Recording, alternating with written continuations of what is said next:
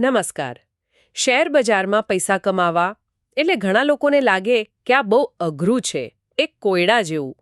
પણ શું કોઈ એવી રીત છે જે આને થોડું સરળ બનાવે? આજે આપણે એ જ જોવાના છીએ. વિલિયમ જે ઓનિલની એક ખૂબ જાણીતી પુસ્તક છે how to make money in stocks. એમાં એમણે જે રોકાણ પદ્ધતિ આપી છે એની આજે આપણે ઊંડાણમાં ચર્ચા કરીશું.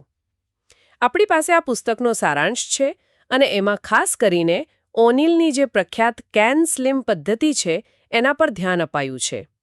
તો આપણો હેતુ એ છે કે આ સારાંશમાંથી મુખ્ય વિચારો સમજી લઈએ, કઈ રીતે સારા સ્ટોક્સ શોધી શકાય, એ પ્રક્રિયા થોડી એમ કે સ્પષ્ટ બને.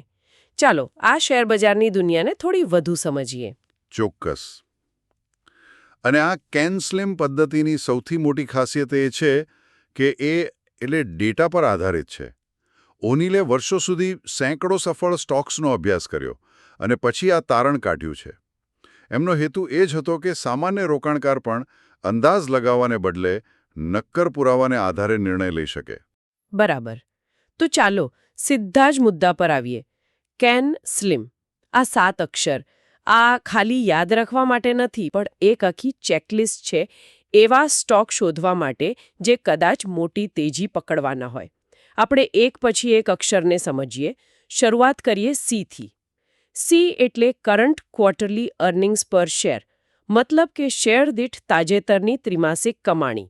ઓનિલ શું કહે છે આના પર? એમનો ભાર એ વાત પર છે કે એવી કંપનીઓ જુઓ જેમની છેલ્લા ક્વાર્ટરની કમાણી જોરદાર વધી હોય. જોરદાર એટલે કેટલી? એટલે એમ કે ખાલી થોડો વધારો નહીં, ઓછામાં ઓછો 18-20% ઉછાળો. એનાથી વધુ હોય તો બહુ જ સારું. અચ્છા. આ બતાવે છે કે કંપની હમણાં અત્યારના સમયમાં કંઈક સાચું કરી રહી છે. એટલે વર્તમાન પરિસ્થિતિ જોવી જરૂરી છે. બરાબર. કારણ કે એ કંપનીની તાત્કાલિક ગતિ એનું સ્વાસ્થ્ય બતાવે છે. જૂનો ઇતિહાસ ભલે સારો હોય, પણ છેલ્લા 3 મહિનામાં શું થયું એ બહુ મહત્વનું છે. અત્યારની પરિસ્થિતિમાં કંપની કેવું કામ કરે છે એનો આઈડિયા આવે. સમજાયું. એટલે તાજો દેખાવ મહત્વનો. હવે બીજો અક્ષર એ. એન્યુઅલ અર્નિંગ્સ ગ્રોથ, વાર્ષિક કમાણી વૃદ્ધિ. હા.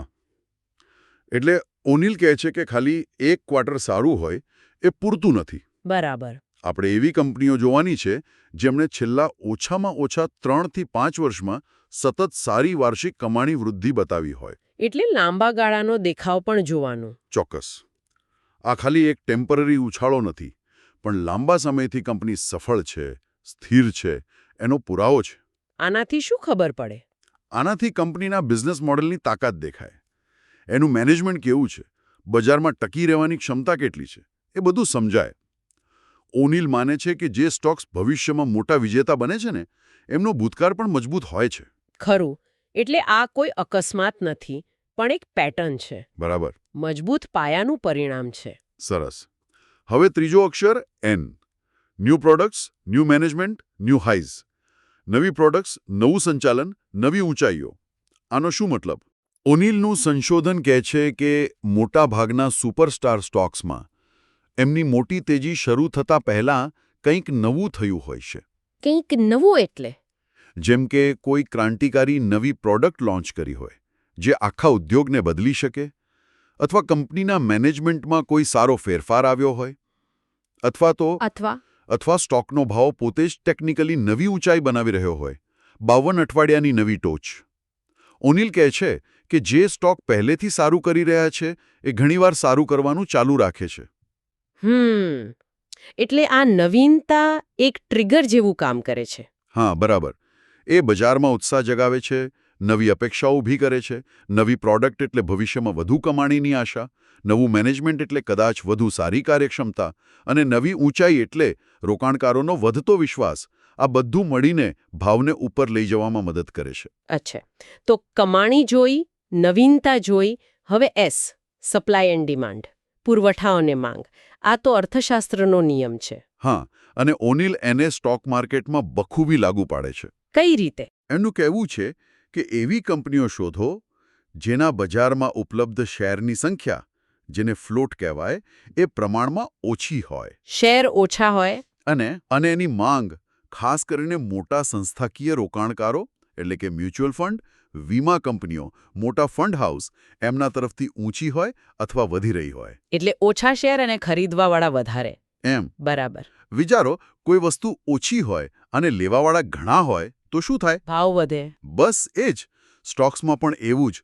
જો મોટા ખેલાડીઓ જેમની પાસે ઘણી ખરીદ શક્તિ છે એ ઓછા ઉપલબ્ધ શેર ખરીદવા માટે સ્પર્ધા કરે તો ભાવ ઝડપથી ઉપર જઈ શકે. ખરેખર સાવ બેઝિક અર્થશાસ્ત્ર અહીં કામ કરે છે. હા, ઓનિલ આ મૂળભૂત સિદ્ધાંતોનો જ ઉપયોગ કરે છે. હવે આગળ વધીએ.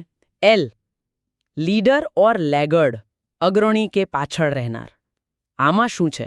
આમાં ઓનિલની સલાહ બહુ સીધી અને સ્પષ્ટ છે. હંમેશા તમારા ઉદ્યોગના લીડર સ્ટોક્સમાં પૈસા લગાવો. લીડર એટલે એટલે એવી કંપનીઓ જે પોતાના સેક્ટરમાં સૌથી સારું પ્રદર્શન કરી રહી છે, જેમના સ્પર્ધકો કરતાં એ આગળ છે. પાછળ રહી ગયેલા, નબળો દેખાવ કરતા સ્ટોક્સમાં રોકાણ ન કરો. ભલે સસ્તા લાગતા હોય તો પણ. હા, ભલે સસ્તા લાગતા હોય. ઓનિલ કહે છે કે ટર્નઅરાઉન્ડ સ્ટોરી પર દાવ લગાવવો એ મોટાભાગે ખોટનો ધંધો છે. જે કંપનીઓ પહેલેથી જ શ્રેષ્ઠ છે, જેમની પાસે સારી ટેકનોલોજી, મજબૂત બ્રાન્ડ, મોટો માર્કેટ શેર છે, એમના સફળ થવાની શક્યતા વધુ છે.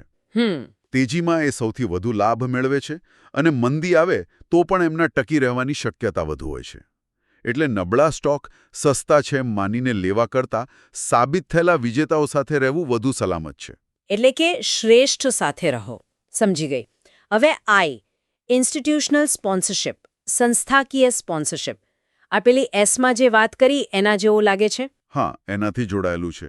અહીં ઓનિલ કહે છે કે સારા સ્ટોક્સમાં થોડું ઘણું રોકાણ મોટી, સારી સંસ્થાઓનું હોવું જોઈએ. મ્યુચ્યુઅલ ફંડ, પેન્શન ફંડ વગેરે. કેમ? એનું શું મહત્વ? જાણકાર રોકાણકારો પણ આ કંપનીમાં વિશ્વાસ મૂકી રહ્યા છે. એમનું રિસર્ચ પણ કહેતું હશે કે કંપની સારી છે. પણ આમાં કોઈ જોખમ ખરું? હા, એક વાત ધ્યાનમાં રાખવાની. ઓનિલ ચેતવણી આપે છે કે સ્ટોક પહેલેથી જ બહુ બધી સંસ્થાઓ દ્વારા ખરીદાયેલો ના હોવો જોઈએ, જેને ઓવર ઓન્ડ કહેવાય. એવું કેમ? કારણ કે જો બધા મોટા ખેલાડીઓ પહેલેથી જ ભરીને માલ લઈ ચૂક્યા હોય તો ભવિષ્યમાં નવું કોણ ખરીદશે?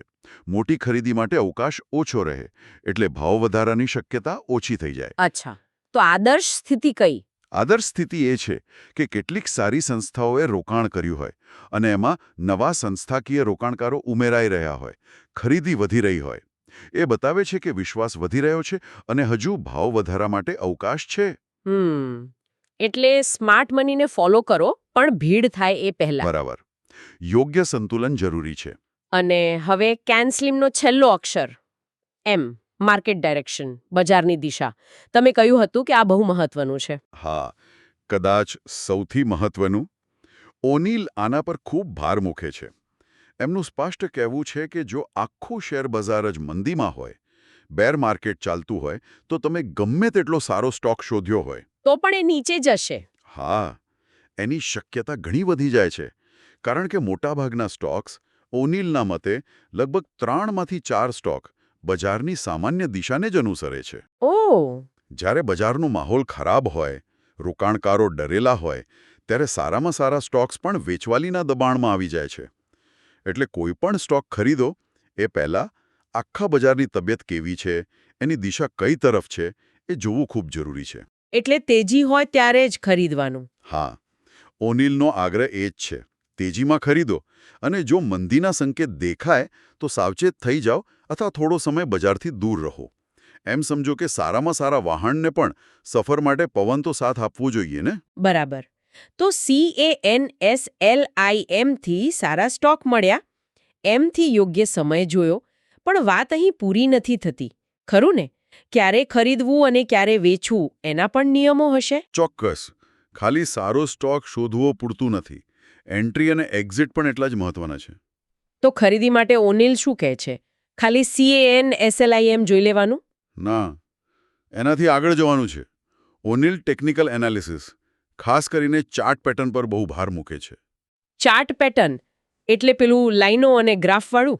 હા, એમાં એક ખાસ કરીને કપ વિથ હેન્ડલ જેવી પેટર્ન ઓળખવાનું શીખવે છે. કપ વિથ હેન્ડલ એ શું છે? એ એક ભાવની રચના છે જે દેખાવમાં ચાના કપ અને એના હેન્ડલ જેવી લાગે. એ સૂચવે છે કે સ્ટોક થોડો સમય રેસ્ટ કર્યા પછી, ભાવ ઘટ્યા પછી, હવે ફરી ઉપર જવા તૈયાર થઈ રહ્યો છે. એ જે હેન્ડલવાળો ભાગ છે ત્યાંથી જ્યારે ભાવ ઉપરની તરફ નીકળે એને બ્રેકઆઉટ કહેવાય અને એ ખરીદી માટે સારો સંકેત હોઈ શકે છે. અચ્છા, મતલબ ફંડામેન્ટલ, કેન-સ્લિમ અને ટેકનિકલ ચાર્ટ બંને જોવાના. બરાબર. CANSLIM તમને કહેશે કે કયો સ્ટોક સારો છે અને ચાર્ટ પેટર્ન કહેશે કે ક્યારે એને ખરીદવાનો યોગ્ય સમય હોઈ શકે છે. આ બંનેનું મિશ્રણ તમારા નિર્ણયને વધુ સચોટ બનાવે છે, જોખમ ઘટાડે છે. સમજી શકાય એવું છે. હવે વેચાણની વાત. આ સૌથી અઘરો ભાગ લાગે છે મને તો. ક્યારે વેચવું? હા, ઘણા રોકાણકારો અહીં જ ભૂલ કરે છે. લાગણીમાં આવી જાય છે. પણ ઓનિલ અહીં બહુ જ કડક છે. લાગણી માટે કોઈ જગ્યા નથી. એમનો મુખ્ય નિયમ શું છે વેચાણ માટે? સૌથી પહેલો અને સૌથી મહત્વનો નિયમ: નુકસાનને તરત કાપો. Loss cutting. કેટલું નુકસાન? જો કોઈ સ્ટોક તમારી ખરીદ કિંમતથી 7 થી 8% નીચે જાય તો એને વેચી દો. બસ, કોઈ બીજો વિચાર નહીં, કોઈ આશા નહીં કે પાછો ઉપર આવશે. 7-8%. આટલું ઓછું?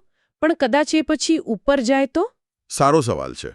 ક્યારેક એવું બની શકે, પણ ઓનિલનો તર્ક એ છે કે મોટાભાગના મોટા નુકસાનની શરૂઆત નાના નુકસાનથી જ થાય છે. જો તમે 7-8% પર નાનો લોસ બુક કરી લો તો તમે તમારી મૂડીને મોટા ઘટાડાથી બચાવી લો છો. એ વધુ મહત્વનું છે. તક ગઈ તો બીજી મળશે, પણ મૂડી ગઈ તો? વાત તો સાચી છે. ખરેખર સારો હશે અને બજાર સુધરશે તો તમે એને પછીથી ફરી ખરીદી શકો છો. પણ પહેલો નિયમ: મૂડી બચાવો. આ નિયમ પાછળનું મનોવિજ્ઞાન એ છે કે આપણે ખોટા પડ્યા એ સ્વીકારવું પડે, જે અઘરું છે. પણ અહંકાર કરતાં મૂડી વધુ કિંમતી છે. ખરેખર આ શિસ્તની વાત છે. અને નફો ક્યારે બુક કરવો, એના માટે શું કહે છે? એના માટે એમનો નિયમ છે: લેટ યોર વિનર્સ રન. એટલે કે જે સ્ટોક સારો દેખાવ કરી રહ્યા છે એમને જલ્દી વેચી ન દો. એટલે નફો ચાલવા દેવાનો. હા, પણ આંધળી રીતે નહીં. તમારે સતત ચાર્ટ અને બીજા સંકેતો પર નજર રાખવી પડે. જો એવું લાગે કે સ્ટોકનો ઉપર જવાનો ટ્રેન્ડ હવે ખતમ થઈ રહ્યો છે, નબળો પડી રહ્યો છે, તો પછી નફો બુક કરી લેવાનો. એ કેવી રીતે ખબર પડે? એના માટે પણ ઓનિલ ચોક્કસ ટેકનિકલ સંકેતો આપે છે. જેમ કે બહુ મોટા વોલ્યુમ સાથે ભાવ ઘટે, જેને ક્લાઇમેક્સ સ્ટોપ કહેવાય, અથવા ચાર્ટ પર નબળી પેટર્ન બને. મુખ્ય વાત એ છે કે નફો પણ સાચવવાનો છે. બહુ જલ્દી પણ નહીં, બહુ મોડું પણ નહીં. એ સંતુલન શોધવાનું છે. બરાબર. તો આખી કેન-સ્લિમ સિસ્ટમ અને ખરીદ વેચાણના નિયમો પર આપણે ઘણી વાત કરી. આ બધી ચર્ચામાંથી મુખ્ય શીખ શું ગણી શકાય? ટૂંકમાં. હા, ચલો સારાંશ કાઢીએ. પહેલું તો ઊંડું સંશોધન કરો. ખાલી ટિપ્સ પર આધાર ન રાખો. કેન-સ્લિમ જેવા માળખાનો ઉપયોગ કરો. બરાબર. તમારું હોમવર્ક જાતે કરો. બીજું, ચાર્ટ્સ વાંચતા શીખો. બેઝિક ટેકનિકલ એનાલિસિસ તમને ક્યારે ખરીદવું વેચવું એમાં મદદ કરશે. હા, ફંડામેન્ટલની સાથે ટેકનિકલનું મિશ્રણ. અને ત્રીજું, અને કદાચ સૌથી અઘરું પણ સૌથી મહત્વનું, શિસ્ત. નિયમો બનાવો અને વળગી રહો. ખાસ કરીને પેલો 7-8% વાળો નુકસાન રોકવાનો નિયમ. ચોક્કસ. લાગણીઓને બાજુ પર રાખો. સફળ રોકાણ એ મગજનું કામ છે, દિલનું નહીં. ઉનિલની પદ્ધતિ આ જ શીખવે છે: ડેટા, ટેકનિકલ અને શિસ્તનું મિશ્રણ.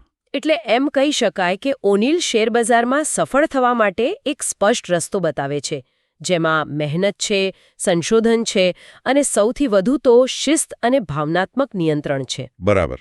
આ કોઈ જાદુઈ ફોર્મ્યુલા નથી, પણ એક વ્યવસ્થિત, તર્કબદ્ધ અભિગમ છે. આશા છે કે how to make money in stocks અને કેન-સ્લિમ પદ્ધતિ પરની આપણી આ ઊંડાણપૂર્વકની વાતચીત ઉપયોગી નીવડી હશે અને આ રોકાણ ફિલસૂફીની સારી સમજ મળી હશે. અને અંતમાં એક વિચાર મૂકીને જઈએ. જો કેન-સ્લિમ જેવી આટલી સ્પષ્ટ, ડેટા આધારિત અને ઐતિહાસિક રીતે સફળ સાબિત થયેલી પદ્ધતિ છે, તો પણ મોટાભાગના રોકાણકારો શા માટે એનું પાલન નથી કરી શકતા? શું ખરેખર પડકાર બજારને સમજવાનો છે કે પછી આપણી પોતાની અંદર રહેલા ડર, લોભ અને અધીરાઈ જેવા માનવીય સ્વભાવને કાબૂમાં રાખવાનો છે? વિચારવા જેવો પ્રશ્ન છે.